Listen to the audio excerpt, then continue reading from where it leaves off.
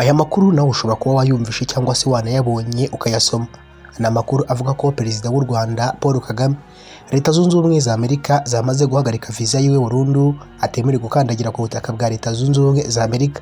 Tugahita tunabihuza n'amakuru aheruka gusohoka ku itariki 6 z'ukwezi kwa gatatu muri uno mwaka wa 2026 yagiraga ati: nyuma y'uko Leta Zunze Ubumwe za Amerika zishyizeho ibihano ku ngabo z'u Rwanda, Rwanda Defense Force ndetse no ku bayobozi bane barwo, Rwanda rero rugiye kongera gufatirwa ibindi bihano na Leta Zunze Ubumwe za Amerika, birimo no kubuza bamwe mu bayobozi ndetse kongera kugera ku butaka bwa Leta Zunze Ubumwe za Amerika.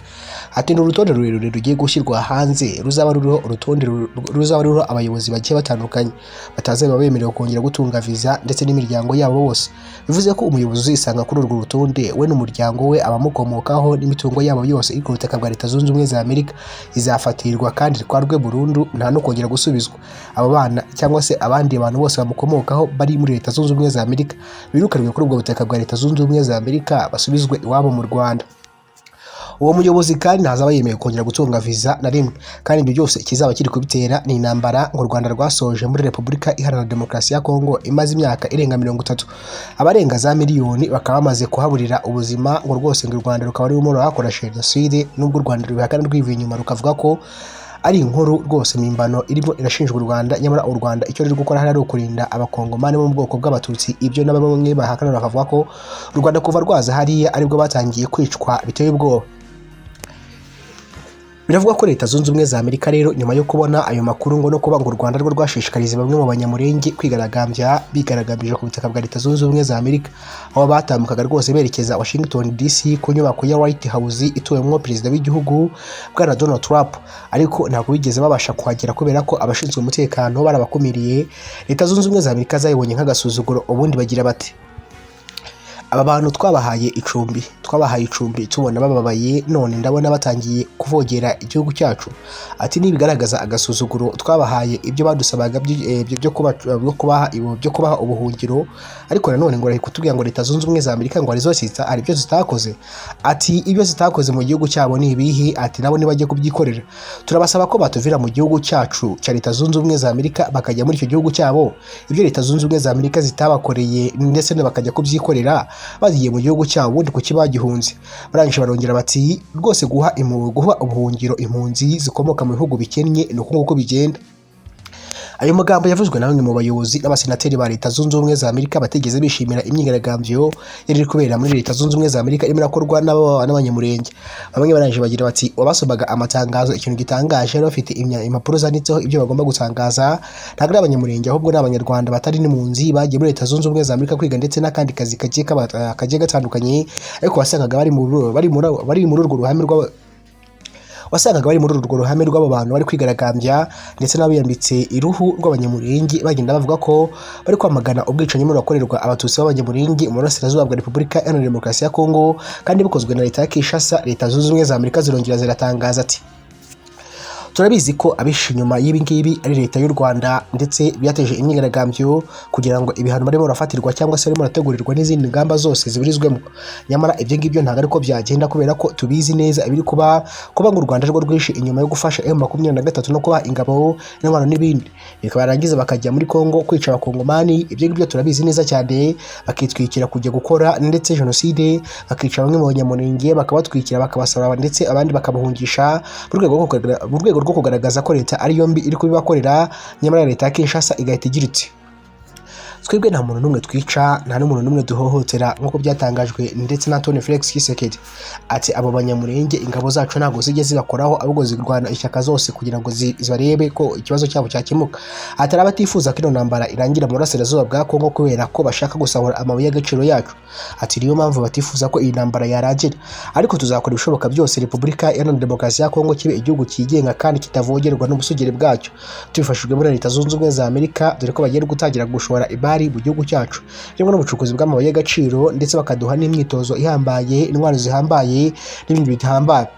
Ati bari bazi ko Repubulika Iharanira Demokarasi ya Kongo bagiye kuza kuyikontorora nk'igihugu bazigirira ko bashaka, bakica uwo bashaka, bagakiza uwo bashaka, ariko siko bizagera bigenda. Mu gihe nzaba nyihumeka ubwuko bw'abazima nzarwana kugeza ku wa nyuma. Ayo ni amagambo ya Antoine Felix Tshisekedi.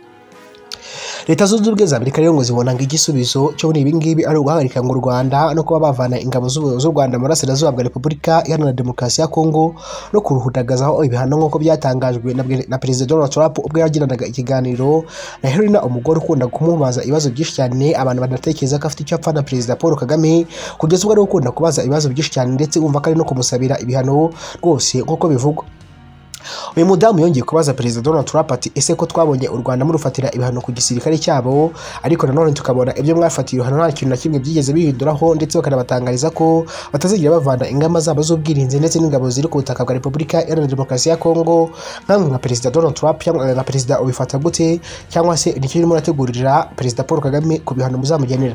Icyo gihe Perezida Donald Trump yirinze byinshi yavuga ahubwo aragira uti icyo dusabi u Rwanda no kurwibuka ko rugomba kuvana ingabo zabo mu burasirazuba bwa Kongo no kuvana ingamba z'ubwirinzi zabo ku butaka bwa Repubulika Iharanira Demokarasi ya Kongo, kuko bigaragara nk'aho ari ukurengera ubusugire bw'ikindi gihugu. Mu gihe bitaraba rero ingaruka zizaba bazazirengere, ubundi yirinda kugira byinshi avuga. Twigarukire rero kuri rwa rutonde rwari rwashizweho cyangwa se bavuze ko bazatangaza. Urwo rutonde rwari rwatangajwe nyuma yo ku itariki 2 z'ukwezi n'ubundi kwa gatatu 2026 ubwo bafatiraga u Rwanda ibihano, ndetse no gufatira u Rwanda ibihano bafatira n'abandi bayobozi bagiye batandukanye ibihano. Icyo gihe rero hashize iminsi igera kuri 4 nibwo Leta zunze ubumwe za Amerika zatangaje ko rero zirimo zategura urundi rutonde rurerure ruzarukubiyeho uko abarimo abayobozi b'u Rwanda bazafatirwa ibihano, bakabuzwa rero kujya gukandagira ku butaka bwa Leta zunze ubumwe za Amerika. Usibye n'ibyo ngibyo bakanabuzwa rero imitungo yabo yose iri ku butaka bwa Leta zunze ubumwe za Amerika no mu Burayi ikaba yanafatirwa. Muri abo bayobozi rero kandi bari bafatiye ibihano ku itariki 2 z'ukwezi kwa gatatu 2026 Vincent Nyakarundi, Rukika Rusisi, Stanislas na Mburaka Muganga, abo ngabo bafatiwe ibihano ndetse n'imitungo yabo irafatirwa. Utibagiwe na General James Kabari wafatiwe ibihano ku itariki 20 Gashyantare mu mwaka 2025 afatiwe ibihano na Leta zunze ubumwe za Amerika, ariko we usibye ko atakiri umusirikare w'u Rwanda kubera ko yamaze kuba retired ndetse izo nshingano yazivuye mu mwaka 2018. Ariko yaragizwe Minisitiri w'Ububanyi ndetse Ububanyi n'Amahanga, umunyahanganire Minisitiri w'Ububanyi n'Amahanga ni Amber Olivier yaragizwe Minisitiri numva mbyibagiwe gusa uwo mwanya yaje kuvanwaho na Perezida Paul Kagame arangije yongera kumugira umujyanama mu by'umutekano. General James Kabari rero mu byaha yashinjwaga kuba yarafashije ingabo z'u Rwanda kwinjira mu butaka bwa Repubulika Iharanira Demokarasi ya Kongo no kugenzura ndetse no gusuzuma inyungu u Rwanda ruzakura mu mabuye y'agaciro ari mu burasirazuba bwa Repubulika Iharanira Demokarasi ya Kongo uko bitagazwa muri rusange. Mbaje no kuguha ikaze ijya mugiye kubana muri kino kiganiro. Nitwa Olivier, yitwa Exafifo News. Ese koko Perezida Paul Kagame yabujijwe kongera gukandagira ku butaka bwa Leta zunze ubumwe za Amerika? Visa yewe yamaze kuvanwaho cyangwa se ni amakuru y'ibihuha? Reka byose tubyumvire kuri uno muyoboro. Niba ari ubwa mbere uhageze rero uze gukanda buto yanditseho subscribe cyangwa se sabone, bizajya bigufasha kubona amakuru n'ibiganiro byacu bya buri munsi tugutegurira kandi tunakugezaho amasaha 24 ku yandi 24.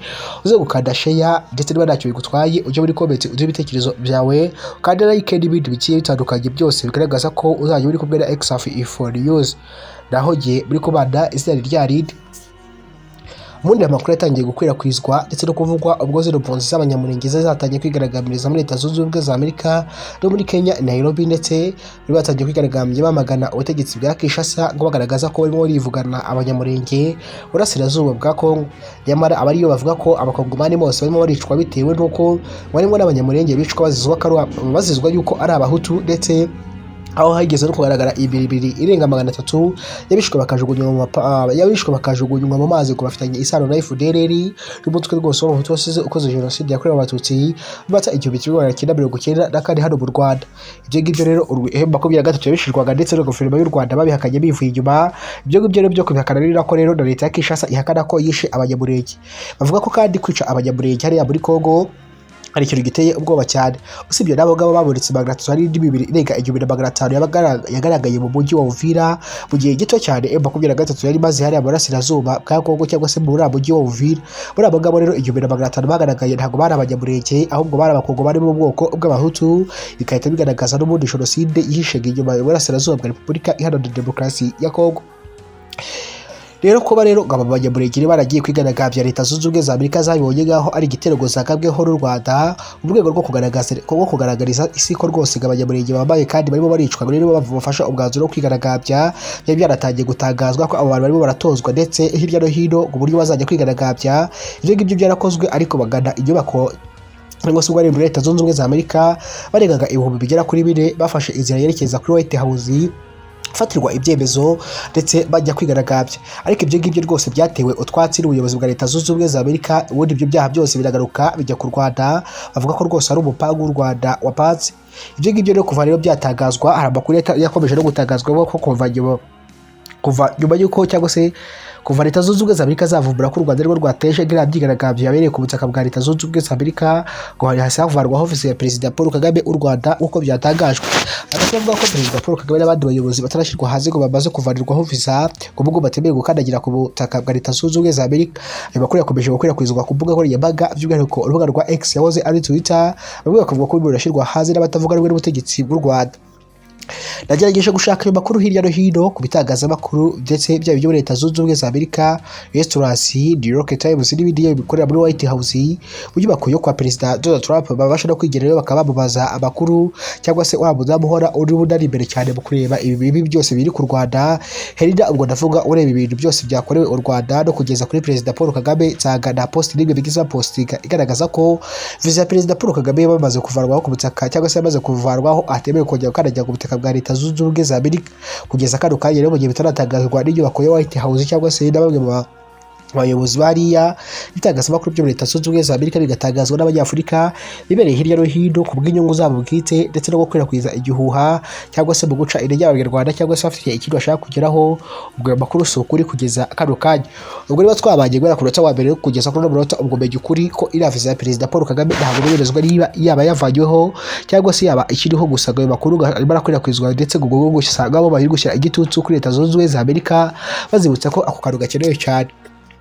Uko bakomeje gukwirakwiza ari amakuru yo hirya no hino ndetse bikanatangazwa n'ibitangazamakuru bigiye bitandukanye, ibyandika mu Gifaransa, mu Cyongereza ndetse n'ibyandika mu Kinyarwanda, buri gusa ngo gushyira igitutu kuri Perezida Donald Trump cyangwa se wo kubyibutsa ko ako kantu aramutse gakoze gashobora kubyara umusaruro. Kandi bamwe bakavuga ko gaba ari n'agasuzuguro gusuzugura perezida w'igihugu runaka, ukaba wamwiba n'uburenganzira bwo gukandagira ku butaka bwawe.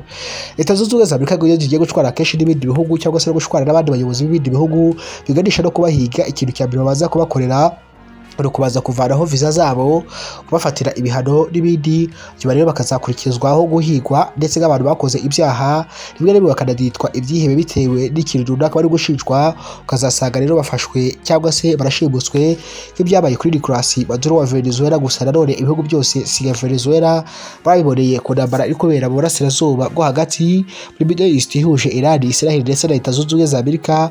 Ubwo rwose Iran yatangarizaga Leta Zunze Ubumwe za Amerika ati twebwe ntabwo turi Venezuela, rero ko twatatse muzicuza kandi intambara izamara igihe kirekire. Ibaratangiye ku itariki 28 z'ukwezi kwa tariki 28 z'ukwezi kwa kabiri, rwose ikaba iri hebura iminsi ikaba ibura iminsi igera kuri 5 yonyine kugira ngo yuzuze amezi abiri iri kuba irahagagiye gusubikira kino kiganiro cyo kuri uyu munsi wa none.